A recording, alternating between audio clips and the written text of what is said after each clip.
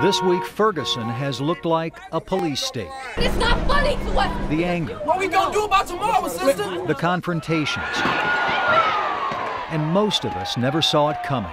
But the deep resentment and feelings of isolation and oppression have been there for a very long time. You can read about things in the paper, but it means nothing to you if you don't live there and understand the outcry. Right now, our neighborhoods are war zones like never before. A year ago, James Clark, a vice president of Better Family Life, told me decades of neglect in some of our most vulnerable communities was creating so much anger and unrest that if it wasn't addressed, it could explode, just like what happened in Ferguson. And our young people are becoming more and more brazen.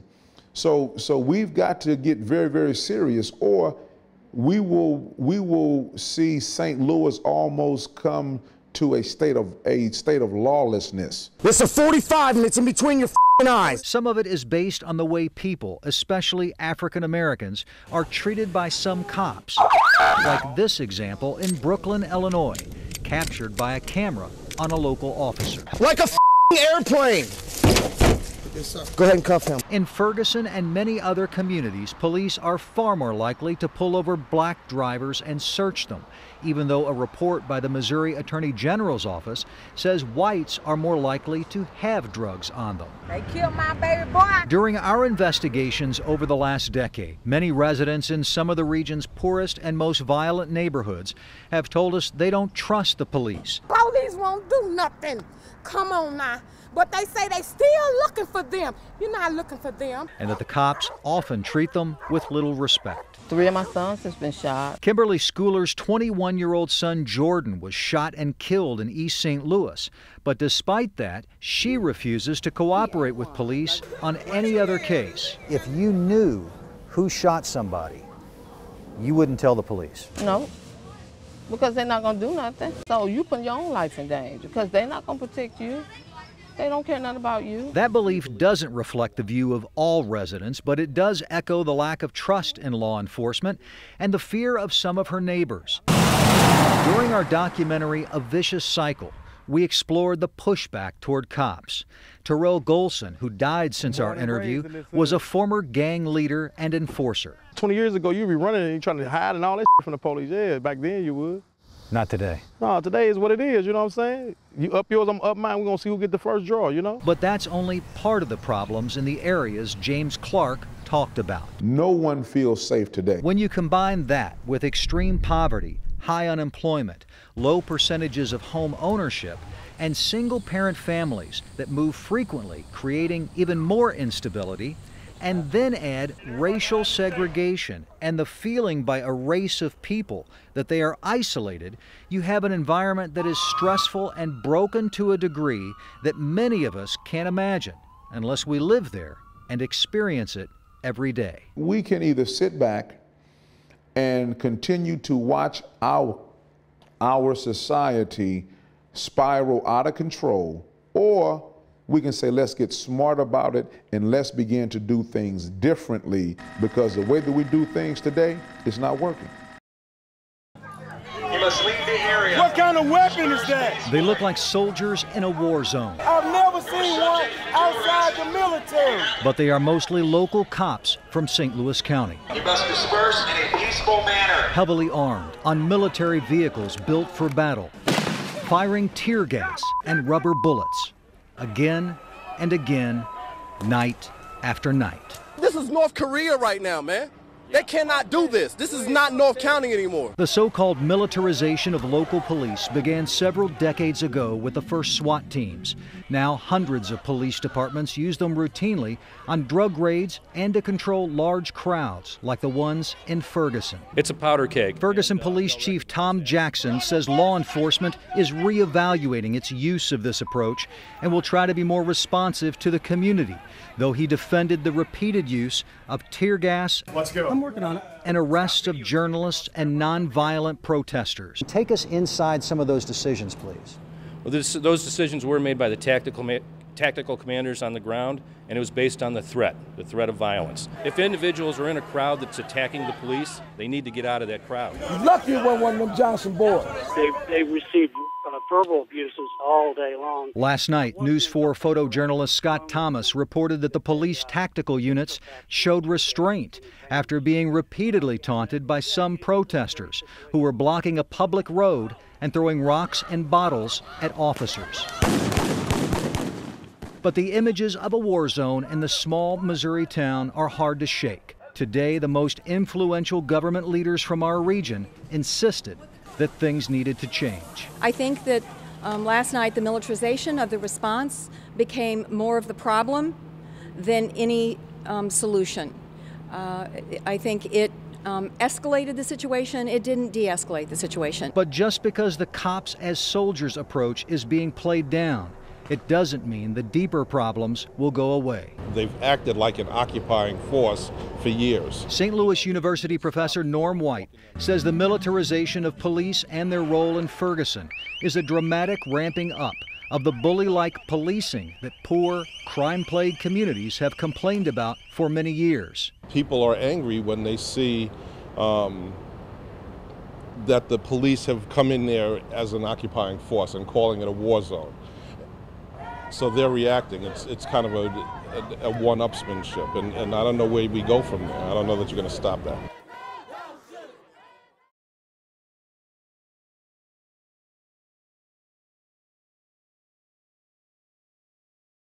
I am extremely surprised no one shot a police officer. What people don't see down on the crowd is all the threats we were getting every day from people. I'm going to kill you. I'm going to kill your family. On that first Sunday night, the day after Mike Brown was killed, Caravella says a few dozen cops were outnumbered by hundreds of demonstrators. The officers heard gunshots and became targets. As soon as we arrived, we started getting rocks, bottles thrown at us, and we were not prepared for that. Caravella says tear gas used by St. Louis City Police broke up the crowd and protected the cops. I was thinking that some of us might not make it out okay. The next night, the police were better prepared, and after officers say more gunshots were fired at them, more bottles and rocks hurled in their direction, they decided to fire more tear gas into the crowd that refused to move. It's the safest means that we can disperse a crowd, because if we don't have that, that means we have to go into the crowd. He says the decision to use tear gas must be made by an officer on the scene with the rank captain or higher. He says one of the pivotal points in the police response was when St. Louis Police Chief Sam Dotson removed city SWAT teams, then criticized the operation, even though Dotson wasn't there for the first two nights. Caravella says many cops in Ferguson resented it. It signaled that I think politics were beginning to exert a lot of pressure on commanders to make decisions that maybe aren't tactically sound, but are politically sound. One of Caravella's scariest moments was captured in this video. With bullets flying, Caravella and other officers checked on the condition of journalists and then helped them get out. Caravella told me the mood in the community seemed to calm when State Police Captain Ron Johnson took command and there was a night of peace. But the violence quickly returned, and under Johnson's command, police returned to tear gas as well. Caravella says one of the constants of the demonstrations were the peaceful protesters who worked to calm emotions and protect police. There was people in the crowd that were helping the community. There was pastors and community leaders, and they were doing an amazing job putting their lives on the line to try and keep those people away. Under fire for taking advantage of mostly low-income black residents, Ferguson Municipal Court was back in session today, and News 4 Investigates was there. Ferguson City Court has made changes, getting rid of some fees and automatic arrest warrants issued for failing to show up to court for minor traffic cases. But even after more than 2 months of protests, some things have not changed. News 4 Investigates' Craig Cheatham spent the day in court. Sharon and Steve, last year the city of Ferguson collected $2.6 million in fines and fees from thousands of residents. It was the city's second biggest source of money. Do you want time to hire an attorney, or do you want me to set this for trial now? In Ferguson Municipal Court, the docket is dominated by traffic violations and minor drug cases. It was continued November 25th. She'll give a reminder, okay? LaRon Slayton says he's still dealing with a 5-year-old traffic case because he's been bouncing from job to job and has to make tough choices about what bills he should pay first. You have to pay what you need to pay at home prior to paying what you need to pay for the courts.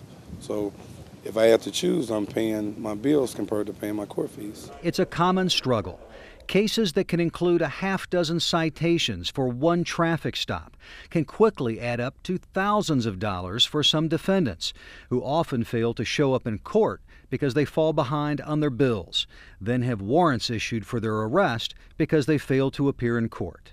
That happened to Mr. Sladen. A person can't afford it. Ferguson and other communities in North St. Louis County have been widely criticized for collecting so much money through fines and court fees.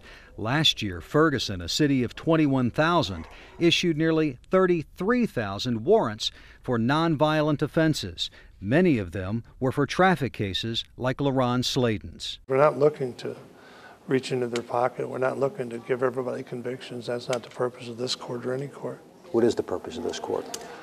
To see that the laws are enforced fair and reasonably to everybody, regardless of race or creed or whatever, you know. Today in Ferguson's court, we noticed something else, that all 17 of the city court employees were white.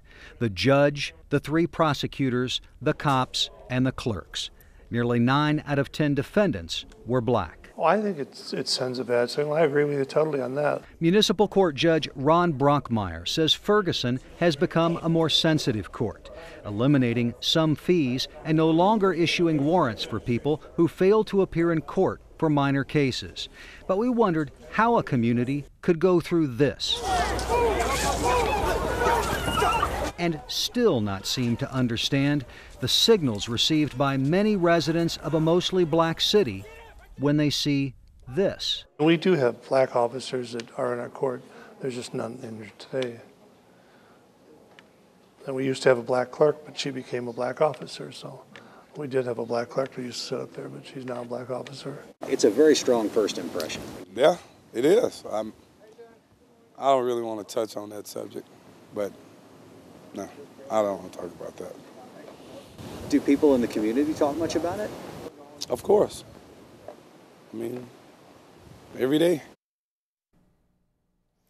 The public defender group Arch City Defenders identified 3 North St. Louis County municipal courts, Ferguson, Florissant, and Bell Ridge, as chronic offenders at violating fundamental rights of the poor and undermining public confidence in the judicial system.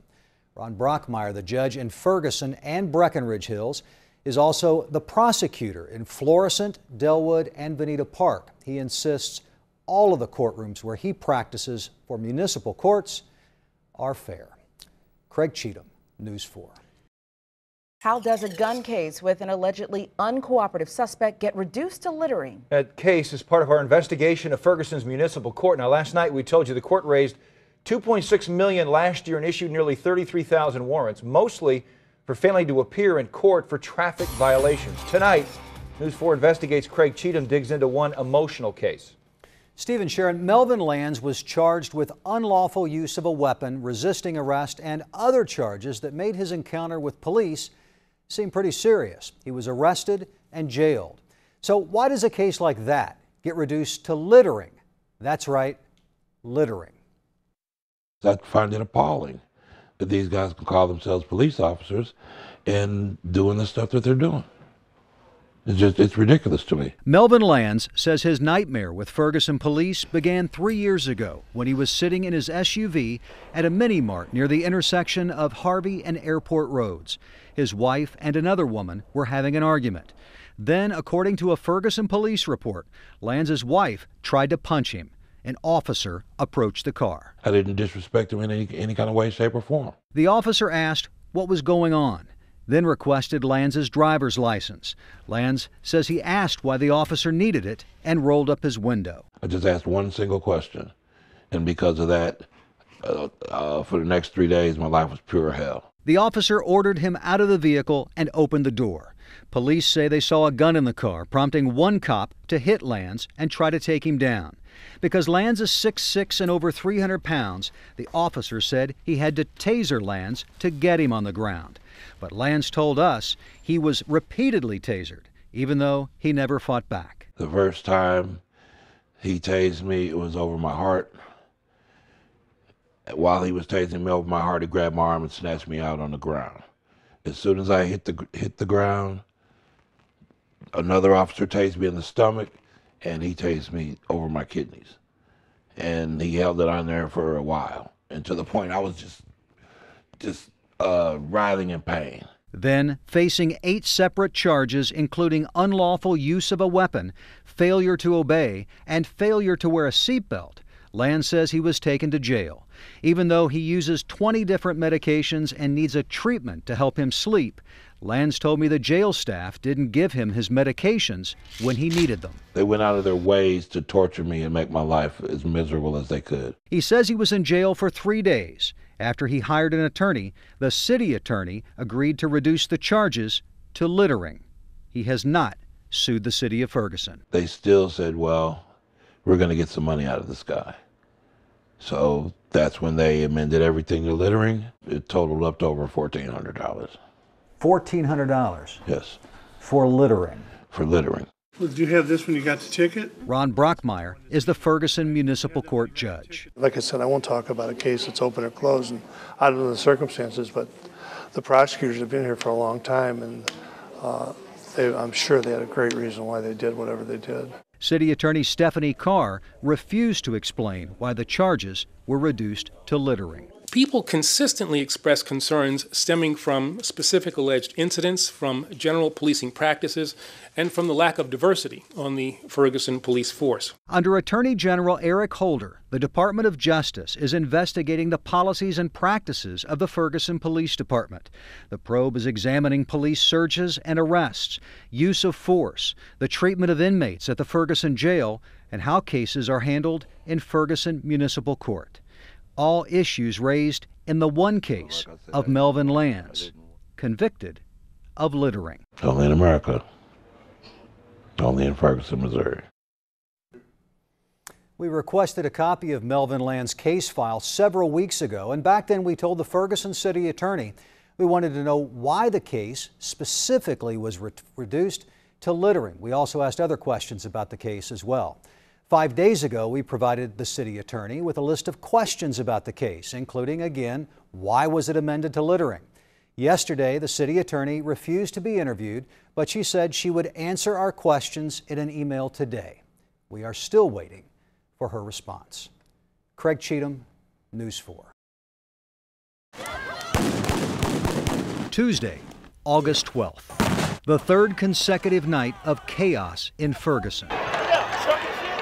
The protests were fueled by the only eyewitness accounts known to the public, that Officer Darren Wilson confronted Mike Brown and Dorian Johnson for jaywalking. There was a tussle at Wilson's car, but at the end, Johnson said Brown surrendered, hands up, don't shoot. But he said Wilson gunned him down anyway. Hands up! Don't shoot! Hands up! Don't shoot! Hands up! Don't shoot! Hands up, don't shoot became a powerful slogan that was used at protests around the world. But on the same day Wilson shot and killed Brown, the now public St. Louis County Police investigation reveals that witnesses who lived in the Canfield Green apartments were already defending the actions of Officer Wilson. 2 witnesses interviewed together told police they were worried about retaliation. One of them began crying. According to police, they heard what sounded like a gunshot, then saw Brown moving quickly toward the officer, then more gunshots. A third witness said the officer was in the right and did what he had to do. That night, detectives saw the surveillance video showing Brown and Johnson at a convenience store. The clerk said Brown grabbed cigarillos, then shoved him. We wasn't committing any crime, bringing no harm to nobody, but my friend was murdered in cold blood. Detectives recognized Johnson from one of the interviews the day of the shooting.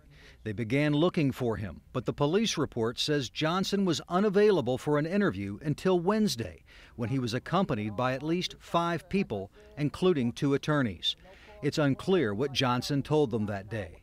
Unlike witnesses who defended Officer Wilson's actions, the witnesses who supported Johnson's versions were not identifiable in the heavily redacted 200-page police report. The report also shows that a Ferguson police sergeant told Officer Wilson to leave Canfield after the shooting and drive back to the police department, where Wilson testified that he washed blood off his hands and entered his own gun into evidence. Experts say those were both violations of standard police protocol. The police report also shows that unlike other witnesses, Officer Wilson's interview the day of the shooting was not recorded. While this was happening during that first volatile week after Mike Brown's killing, we never knew the details of what police were learning from some witnesses. Witnesses that would make the investigation far more complicated and in the end help create the doubt that was needed to not indict Darren Wilson.